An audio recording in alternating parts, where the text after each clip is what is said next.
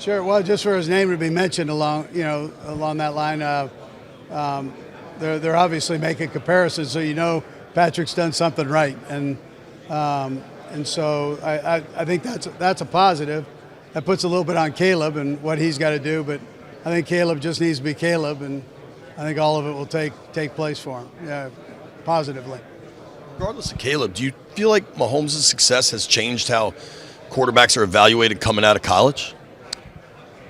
Yeah, I think so. I think that's where Patrick probably had a big influence. You always heard that in the air raid offense, guys couldn't transfer into the NFL, and he just kind of came in and took off and went. So I think it opened the door for a lot of these spread offenses that are at the college level for them to come in and achieve. I think it's a real positive.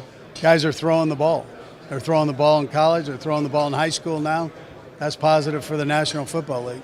Yeah. Andy, what do you have to do to wean the player off? There's some positives from the spread, but there are things you need to change. So what was that process like? Yeah, well, somewhere they learned the spread, so they've maximized that and done well at it, or we wouldn't be talking to them. So you figure that they probably could do the same thing with yours. The bottom line is, how they see the field, and then if they can spit the play out, because they're back in the huddle as opposed to taking things from the sideline. So they get those couple things accomplished, they're going to be okay.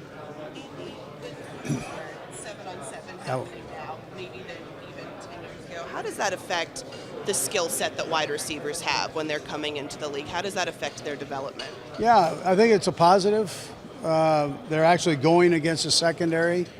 Sometimes the timing can be a little off. You don't have that rush, that urgency. So if you have a 10-yard route and you're running a 12-yard route, well, 7-on-7, you're going to be okay.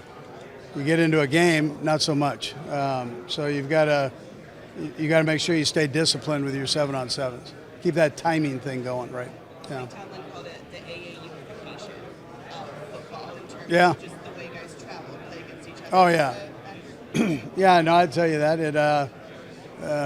They're all over the place. I mean, you can find a 7-on-7 every weekend in the off season that guys can go play in. So I think that's kind of a neat deal for them, yeah. Do you have thoughts on the Chiefs renovations? They had a conversation. There was a recent proposal of $500 million for the taxpayers to contribute to Arrowhead Stadium to keep the Chiefs in Kansas City. Do you have thoughts on that or a message to fans? Yeah, just vote yes. That's all. That's what I've got. I think that probably says everything. Yeah. Sure. Yeah, do you think it's hard for a quarterback to be a quiet leader? Have you ever had any that has been quiet leaders? Michael Vick, I'd tell you, was a quiet leader in a way. He didn't come off hooting and hollering, and kind of kept guys right there and with his own. He did it his own way, and if somebody got out of line, he was still able to pull them back in. He didn't have to say much, but when he did, guys listened. Yeah, the rest of my guys have had big personalities, whether it was Favre, McNabb, Patrick. Alex Smith was quiet. He was a quiet leader. He did a great job with that. He knew when to crank on somebody, when not to. Talking about the quarterbacks you've had over the years, they're all fairly mobile guys. How important is that mobility, athleticism at the quarterback position? Yeah, I think it's big. That was one of the Bill Walsh things was, you kind of had a progression that you go through, but one of them was making somebody miss and being able to go. And, that's always been an element that puts pressure on the defense. And so that ends up being very important, yeah.